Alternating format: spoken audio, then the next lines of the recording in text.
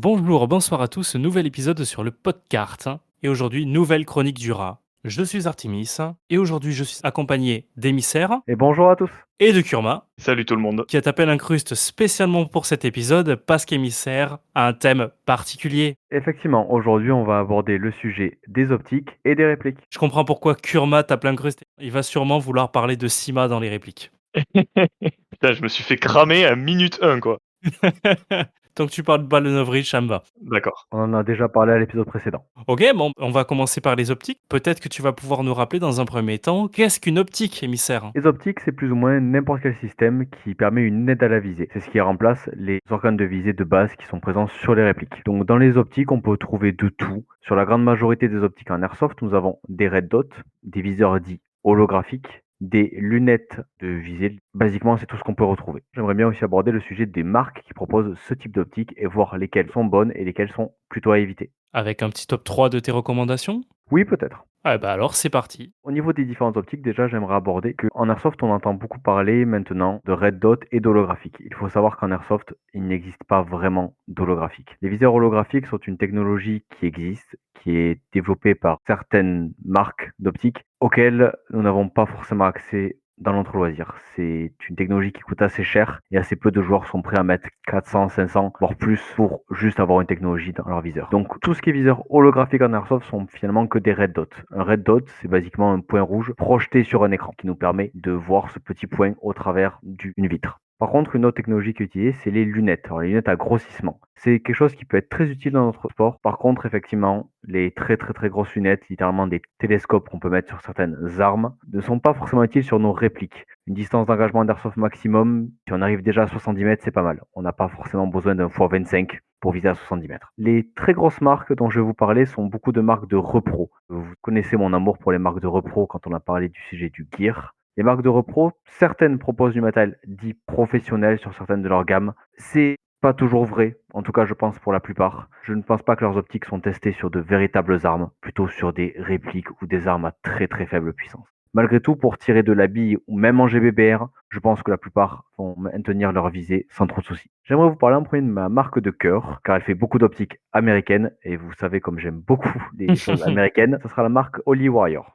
Holy Warrior propose une gamme de viseurs dits holographiques énorme, qui va des EOTech 553, il me semble, à tous les EOTech modernes actuels. Ce sont un type de viseur qui plaît beaucoup, certaines personnes les détestent, mais leurs gammes d'optiques sont parfaites. C'est des reproductions à l'identique des EOTech réels. Seule la technologie change et encore, ils ont une gamme de véritables EOTech qui ont effectivement la technologie holographique. Je tiens par contre à vous mettre une petite mise en garde. Leur gamme d'optiques EOTech ont tous les marquages présents. Pourtant, Holy Warrior n'a pas du tout les licences EOTech. Laisse-moi deviner, c'est fabriqué en Asie? Ah, c'est fabriqué sur le magnifique site dont je recommande 1000 fois. L'antre du LI. Mais par contre, effectivement, c'est une marque qui propose toutes leurs optiques, toutes leurs lampes avec les marquages officiels et réels. C'est donc de la pure contrefaçon sur certains aspects et de la contrefaçon totale et assumée sur d'autres. Ils ont une gamme de viseurs holographiques qui a la technologie holographique. Je ne vous conseille pas foncièrement de l'acheter, malgré que ça vous fait une optique holographique à 450 euros. Je ne pense pas que la douane va beaucoup apprécier de voir des contrefaçons passer. À vous de voir si vous souhaitez prendre le risque. Malgré tout, leurs optiques de base sont entre 50 et 150 euros. C'est des gammes très bonnes qui n'ont presque pas les défauts d'autres EOTech. Les EOTech sont compliqués à reproduire et certaines marques parfois les foirent complètement, les rendant presque injouables. Une autre marque qui se fait beaucoup connaître, c'est la marque Vector Optics.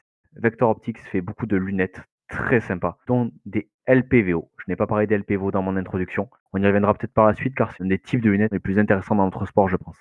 Vector Optics fait une grande gamme de lunettes, donc de LPVO. C'est des lunettes où on peut changer le grossissement à notre guise, passant souvent de x1 à, pour les meilleurs, x6. Au-delà, parfois, ça devient compliqué. De x1 à x6, c'est assez courant. Donc ça nous permet de pouvoir changer le grossissement directement sur la lunette sans avoir besoin de modification. Ça nous permet du coup d'ajuster notre tir selon certaines distances. Vector Optics propose ce genre d'optique-là. Leurs prix peuvent parfois être plus chers que d'autres marques, souvent entre 70 pour leur bas de gamme, que je ne conseille pas foncièrement, allant jusqu'à des 250-300 euros pour certaines gammes. Pour 100-150 euros pour avoir de très bonnes lunettes chez eux. Dernièrement, il y a eu des mauvais retours sur Vector Optics. Certains lots étaient apparemment pas très bons. Je n'ai pas possédé de Vector Optics moi-même, j'ai pu en tester beaucoup. J'ai possédé une autre marque dont je vais vous parler maintenant. C'est des Vict Optics. Vector Optics et Vict Optics.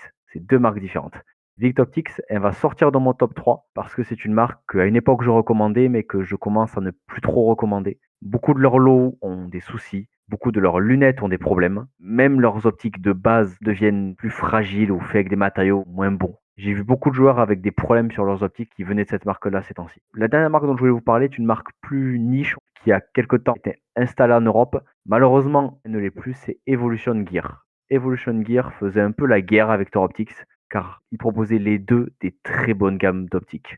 Evolution Gear proposait, comme Vector Optics, beaucoup d'LPVO, beaucoup de lunettes, moins d'optiques de type Red Dot. Par contre, leur prix était souvent plus attractif que Vector Optics et leur qualité était à peu près identique. L'avantage surtout, c'est qu'on pouvait les trouver en Europe. Pour ceux qui aiment acheter en Europe, que ce soit pour la sécurité des douanes, pour éviter d'avoir un objet qui vient de l'autre bout du monde, c'était un point positif. Maintenant, apparemment, ils n'ont plus de shop en Europe. Peut-être dû au fait que certaines de leurs optiques étaient des reproductions extrêmement fidèles de véritables marques. Peut-être que ça n'a pas été de très bon goût aux yeux de l'Europe. Maintenant, sont achetables que sur des sites asiatiques et donc livrés d'Asie, avec parfois les frais de douane qui peuvent s'appliquer, en sachant qu'effectivement, certaines de leurs lunettes sont aussi très proches de la contrefaçon. Je crois que Kurma voulait aussi nous introduire une marque que je ne connais pas. Je voulais vous introduire Aimo. Honnêtement, c'est une marque de merde. Je le dis tout de suite, je pose la couleur. C'est des repros qui sont pas spécialement belles. Il n'y a jamais de marquage sur une Aimo. Par contre, suffisant. Et c'est l'avantage de Aimo, c'est que c'est pas cher et que c'est suffisant. C'est des optiques qui sont pas déconnantes. J'en ai eu quelques-unes. Je n'ai jamais vu de défaut, entre guillemets, sur les Aimo. Comme on peut avoir sur certaines lunettes avec des déformations, des red dots trop colorés ou pas assez puissants, etc. Aimo, c'est pas très joli, mais ça marche. C'est vrai que ça se compare assez mal à Holy Warrior. C'est une marque que j'aime beaucoup aussi. Holy Warrior, il faut savoir qu'ils ont certaines reproductions avec des marquages parfois qui sont moulés dans la masse. C'est pas juste des marquages au laser. Ils poussent très très loin. À côté de ça, Aimo, ça ressemble carrément à rien. On va pas se mentir. Mais si vous vous en foutez des marquages, que vous voulez un truc solide et qui fonctionne, Aimo, c'est pas cher. Et honnêtement, je n'ai jamais été déçu par une Aimo. C'est effectivement une optique que je ne connais pas et parfois le sujet du prix peut être très important dans les optiques. C'est quelque chose où on peut mettre beaucoup d'argent et si malheureusement on oublie les protections de base sur notre optique, on risque de se la faire éclater par une toute petite bille qui viendra se loger au mauvais endroit. Se faire éclater juste par un impact de bille. Peu importe le prix que vous allez mettre dans une optique, une bille va souvent réussir à la casser. Ne pensez pas que parce que vous avez acheté une Neotech à 800 euros, elle va résister à des billes. C'est pas le cas. Ça va peut-être résister à une bille de plus qu'une repro bas de gamme, et encore, une bille bien placée dans une vitre suffira à la faire exploser, peu importe ce que vous utilisez. Donc, ok, les petites caches en plastique, c'est pas très joli. Il y a des alternatives plus jolies, parfois des kill flash qu'on peut mettre souvent sur des lunettes, c'est assez adaptable, et ça existe pour EOTech. C'est pas ce qu'il y a de plus joli, ok, mais c'est déjà plus discret qu'une grosse plaque de plastique à mettre devant votre lunette, et ça protégera suffisamment d'au moins une bille. Même votre protection en plexiglas, dès qu'une bille va taper dedans, il y a pas mal de chances qu'elle explose aussi. Les protections, prenez ça comme du consommable. Vous allez en casser, mais il vaut mieux remplacer une protection à 8 euros qu'une optique à 50. Achetez des kill flash, ça peut vous sauver la vie. Et Kurma pourra parler de son expérience avec un viseur pour réplique de poing qui a explosé lors de la première bille de la journée. Ça fait toujours plaisir. C'était pas une réplique de poing, c'était une réplique longue, mais effectivement, première bille de la journée. C'était la première fois que je sortais cette optique. Je n'avais pas mis de protection. Et bien maintenant, je mets des protections. Protégez-vous et sortez couvert même avec vos répliques. Exactement. On voulait faire un petit épisode 2 en 1 parce que les optiques, il faut bien les monter sur quelque chose. On va parler de répliques. Les répliques sont le cœur de notre sport. C'est ce qui compose quasiment tout notre sport. On vous le dira quand vous êtes débutant, pour aller sur un terrain, prenez une paire de lunettes aux normes et une réplique et c'est bon. Peu importe le reste, vous n'avez pas besoin d'avoir un joli camouflage, pas besoin d'avoir un casque sur votre tête, on s'en fiche. Tant que vous avez de bonnes lunettes et une réplique, ça suffira. Pensez peut-être à des chaussures montantes, ça peut être intéressant de protéger vos chevilles aussi. Les répliques, il y en a pour quasiment tous les goûts. Notre sport a beaucoup évolué maintenant. Quasiment toutes les armes existantes sont trouvables en réplique. Presque toutes. Si vous avez des goûts un peu particuliers, parfois ça sera plus compliqué. Malheureusement, malgré toute cette diversité, les prix restent assez chers quand on veut des choses précises. Donc ce soir, on va peut-être pas vous parler des répliques les plus rares, au moins on va vous parler des répliques qui coûtent pas trop cher. Quand on vous rappelle que je suis un rat. Je voulais vous parler surtout d'une marque qui a une très mauvaise réputation à une époque et qui est revenue très fort sur le devant de la scène ces derniers temps et qui est maintenant presque la marque qu'on conseille à tout le monde. C'est la marque Double Eagle. Double Eagle à une époque faisait des répliques très cheap, du bas de gamme. Maintenant, Double Eagle devient la marque à conseiller à chaque fois. Pour quelle raison? Double Eagle vous propose actuellement des répliques à des prix imbattables sur le marché et surtout des répliques jouables en sortie de boîte et quand je dis jouable, c'est réellement jouable. Quasiment rien n'est à modifier dessus, et même quand on veut rentrer dans de l'upgrade, c'est très facile à faire. Double Eagle a été aussi la base d'upgrade pour moi, j'ai cassé beaucoup de choses dessus, et pourtant, ça marche toujours. Je sais pas comment c'est possible, mais ça marche. Double Eagle propose des répliques entre 100 et 200 euros pour la majorité de leurs répliques. J'ai acheté 2 répliques chez eux, une qui m'a coûté que 109 euros pour une réplique en nylon fibré, donc ce n'est pas de l'acier, c'est du plastique de très bonne qualité, certes, mais du plastique, qui comprenait déjà un MOSFET intégré. Actuellement, sur le marché, une réplique avec MOSFET programmable à 109 euros, ça va être compliqué de faire mieux. Les prix ont un peu augmenté, ils sont plus autour des 120, 130 pour le style de réplique que j'ai trouvé à l'époque. Malgré tout, même une réplique à 120 euros avec MOSFET intégré, aujourd'hui, c'est presque introuvable. Au-delà de ça, toutes leurs répliques ont des gearbox avec un changement de ressort rapide qui vous permet de vous adapter facilement à la puissance dont votre terrain va réclamer. Si vous voulez passer en dessous d'un joule, c'est facile. Si vous voulez aller beaucoup plus haut, c'est facile aussi. Leurs internes, maintenant que je m'y suis un peu intéressé et que moi pourra peut-être en parler après, sont bons. Ce n'est pas les meilleurs internes existants, effectivement. Les pièces sont assez basiques. C'est pas un piston avec les full dents en métal. L'étanchéité n'est pas parfaite. Mais pour une réplique en sortie de boîte, ça reste impressionnant de ce qu'elle peut réussir à sortir. Vous allez pouvoir la jouer pendant plusieurs mois, peut-être même un an, sans avoir à rien touché dedans et elle va tourner nickel. Ne vous attendez pas non plus à toucher à 70 mètres avec une réplique à sortie de boîte, Double Eagle ne sera pas capable de vous proposer ça. Par contre, avec un peu de travail, ne serait-ce que changer un joint au pop, peut complètement changer votre réplique. Donc une modification de 5 euros, peut-être un peu plus selon les joints, peut littéralement faire revivre votre réplique. Et ils ont sorti des nouvelles versions avec de nouveaux MOSFET qui coûtent légèrement plus cher. On est plus aux alentours de 180, 250 pour certaines. C'est une marque qui m'a beaucoup étonné. C'est une marque qui n'est pas si jeune, mais qui a vraiment fait un retour fracassant. Ils ont mis tout le monde au tapis. C'est ça la force de Double Eagle, c'est que pour 120 euros, on a tout ce qu'il faut là où il faut. L'interne, elle a rien de fancy, entre guillemets. C'est pas de l'acier trempé, etc. Mais ça fonctionne bien. C'est bien pensé. C'est relativement de bonne qualité. Et surtout, on a un MOSFET qui n'est pas déconnant. C'est-à-dire qu'il y a beaucoup de répliques qui sont vendues avec MOSFET. Ils te disent MOSFET intégré, mais dedans, c'est juste une puce à la con qui grille au bout de 3 tirs et qui te propose absolument rien. Là, c'est un vrai MOSFET. C'est un vrai MOSFET programmable, un MOSFET optique. Il y a maintenant des versions un peu plus sympas, c'est des MOSFET Bluetooth. On a quelque chose de très intéressant alors que ça coûte 120 balles. C'est criminel à quel point c'est pas cher.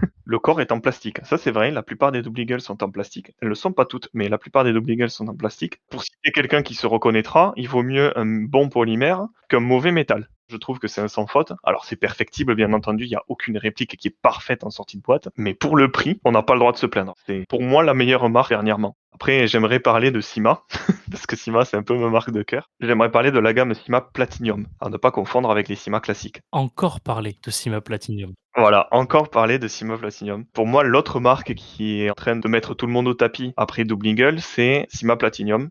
Sima Platinum, c'est des répliques où j'essaye pareil d'avoir un petit peu tout ce qu'il faut là où il faut, notamment les dernières versions qui elles aussi sont équipées exactement le même MOSFET que les Double Eagle. Donc pour information, c'est le Kestrel Bluetooth de chez eShooter. Les dernières Sima Platinum, donc c'est ce MOSFET eShooter, c'est des gears extrêmement solides, une gearbox avec un changement de ressort rapide, tout est renforcé, tout est en métal, l'étanchéité est bonne. C'est pour moi ce qui se fait de mieux pour son prix en termes de qualité interne. Il y a juste 2 éléments à changer en général, c'est le joint au puck comme dans à peu près toutes les répliques d'origine et le nozzle qui est pas incroyable. Bon, c'est des modifications qui sont très très légères. Honnêtement, c'est relativement simple. Si on s'applique un petit peu, on regarde des vidéos tuto sur internet et voilà. Une Sima Platinum, il y en a certaines qui sont chères parce qu'ils commencent à avoir des licences, mais si vous prenez une basique, même les dernières avec le nouveau MOSFET, c'est aux alentours des 300 euros. Alors ça commence à faire plus cher que les Double Eagle, mais pour ce qu'il y a dedans, jamais vu aucune autre marque faire autant. Il faut savoir que dans notre sport, les répliques sont littéralement le cœur. Donc c'est toujours compliqué de mettre un prix sur ce qu'on va utiliser. Pour moi, en tout cas, tous les week-ends. Pour d'autres, 1 ou 2 week-ends par mois. Il faut savoir que dans tous les cas, même si on n'ose pas trop le dire, nos répliques, peu importe le prix qu'on mettra dedans, on risquera de les casser un jour ou l'autre. Donc forcément, quand on parle de 300 euros, on peut se dire que c'est énorme.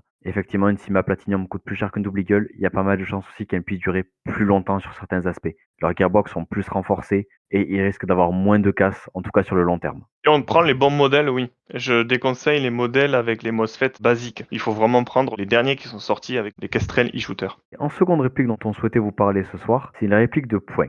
Effectivement, ce n'est pas ce qu'on conseille de base aux débutants. Souvent, on conseille de prendre une réplique principale qui tape aux alentours de 1 joule, voire en dessous d'1 joule, pour ne pas avoir de distance sur la plupart des terrains et surtout ne pas avoir à s'embêter avec un second achat. Malgré tout, beaucoup de joueurs, que ce soit débutants ou non, souhaitent avoir une réplique de poing, que ce soit pour la jouer, que ce soit pour le style, que ce soit pour profiter aussi d'avoir une réplique principale qui tape plus fort et avoir une réplique de poing pour tous les engagements à plus courte distance, ou parce que tout simplement ça peut être très fun de jouer avec une réplique de poing aussi. Beaucoup de joueurs s'éclatent à faire des parties presque qu'à la réplique de poing, et ça s'y prête très bien sur certains terrains. En réplique de poing, le choix peut être plus limité. En effet, il y a des très grosses marques qui écrasent un peu la concurrence, mais qui sont des prix assez élevés.